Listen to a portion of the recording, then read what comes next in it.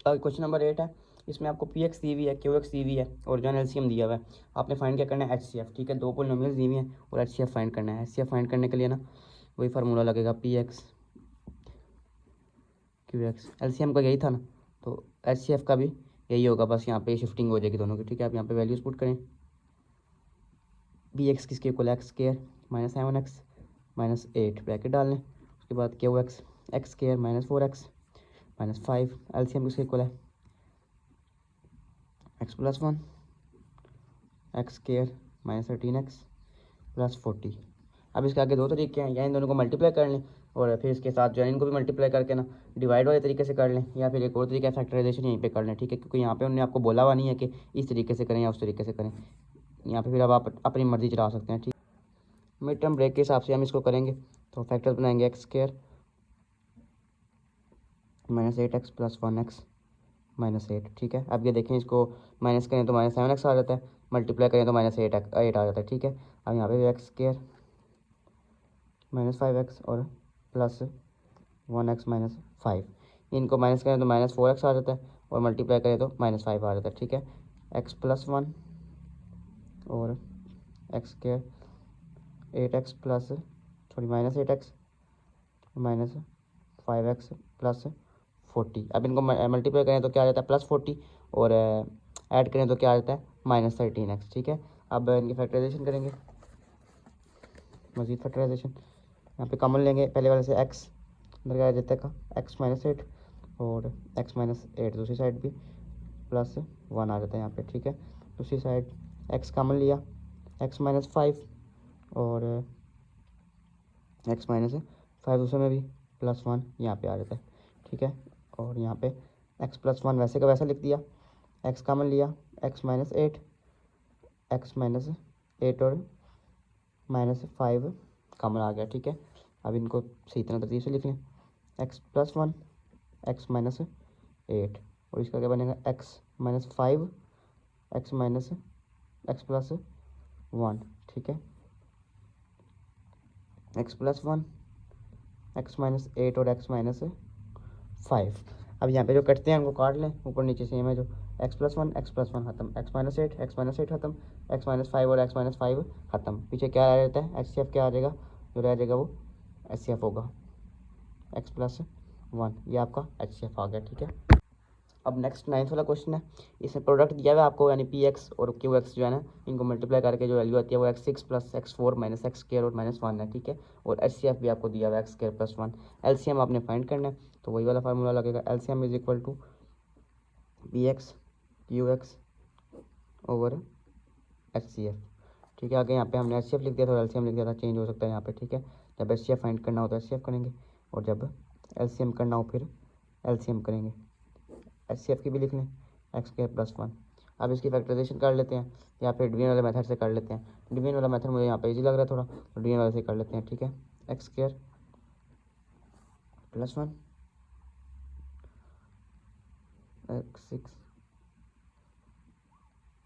Minus 1। ठीक है, x को x4 से करें, x6 और यहाँ पे प्लस 4 x4 आ जाता है। ठीक है, प्लस है माइनस होगा, प्लस है माइनस होगा, कैंसिल कैंसिल, नीचे आ जाएगा एक्स स्क्वायर माइनस 1। अब इसको माइनस 1 से मल्टीप्लाई करें तो यहाँ पे आएगा माइनस एक्स स्क्वायर और माइनस 1, साइन चेंज होंगे, प्लस है माइनस है प्लस, ये भी कैंसिल ये भी कैंसिल, आंसर आ जाएगा 0।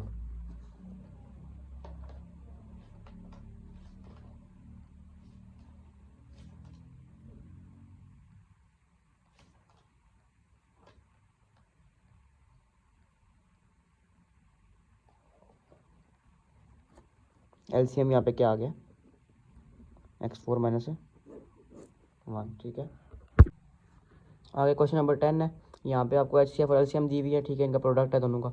उसके बाद क्यू एक्स दी हुई है और पी एक्स जो है ना आपने फाइंड करनी है, पोलिनोमियल को आपने फाइंड करनी है। ठीक है, क्यूबिक पोलिनोमियल होगी वो, तो पी एक्स जो फाइंड करनी है उसको इस तरह लिखेंगे, और एलसीएम एच सी एफ इस तरह, और ये जो है ना एक क्यू एक्स ये इस तरह आ रही है। ठीक है, फार्मूला हमने पढ़ा था। ठीक है, फार्मूला मैंने आपको पढ़ाया था। अब इसको सॉल्व करेंगे आगे से, इसको फिलहाल जो ऊपर ऐसे ही लिखेंगे ये सारा कुछ, नीचे फैक्टराइजेशन करेंगे।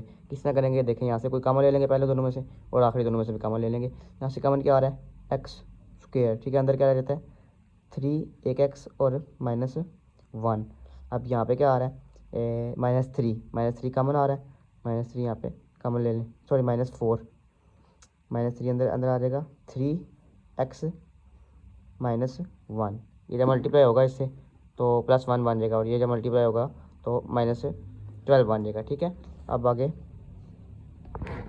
ऊपर लिख लें x-1 x-2 का होल स्क्वायर, x+2 का होल स्क्वायर। ठीक है, और 3x-1 नीचे फैक्टराइजेशन, ये देखें x² -4 ये बन जाता है, और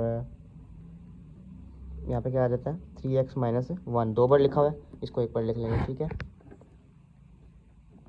x-1, ये देखें x-2 स्केयर है, इसका मतलब होता है x-2 और x-2, इस तरह भी इसको लिख सकते हैं। ठीक है, और ये भी इसी तरह x+2 x-2, ठीक है, 3x-1 साथ आ गया। अब ये देखें a² - b² वाला फार्मूला बन रहा है, इसको x-2 और x+2 लिख सकते हैं। ठीक है, और 3x-1, अब जो जो सेम है वो काट दें, और बकाया जो रह जाएगा वो पोलिनोमियल आपकी बन जाएगी QX। ठीक है, x-1 है, नहीं x-1 नहीं है, x-2 है, बिल्कुल है, x+2 है, जी हाँ जी है, उसके बाद 3x-1 3x-1, इसको अलग अलग इसलिए किया था ताकि काटने में आसानी हो। ठीक है, तो आप जो रह जाता है उसको लिख लें x-1 x-2 और x-2।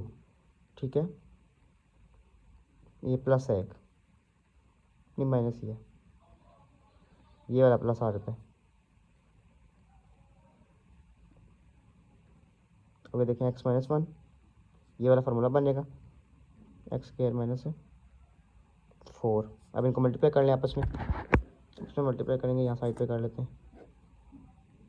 x² -4 -1, यानी इन दोनों के साथ मल्टीप्लाई करना है, x² -4 क्या आएगा, x³ -4x, फिर -x² -4। अब इनको तरतीब के मुताबिक लिख लें, x³ -x² -4x और -4, ये आपकी पोलिनोमियल हो गया जो आपने फाइंड करनी थी PX।